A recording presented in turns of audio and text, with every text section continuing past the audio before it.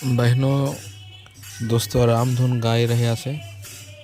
રાત્રિનો સમય છે, પણ ટુકડીમાં આવે છે તેઓ અને સરસ મજાનો રામધૂન ગાઈ રહ્યા છે, જે ચારો ઓર એમની ધૂન પ્રસરી રહી છે, જે ખૂબ જ સુંદર વાતાવરણ લાગી રહ્યું છે.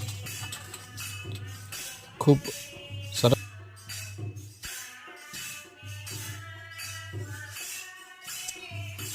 જે પરમ પૂજ્ય જે ગિરીશ બાપુજી, જેમના સાનિધ્યમાં સુંદર કાર્ય થઈ રહ્યું છે, જે ખરેખર ખૂબ સારું કહેવાય. જે 24 વર્ષ થઈ ગયા છે, 25 વર્ષ આ વર્ષે પૂરા થશે 14મી એપ્રિલે.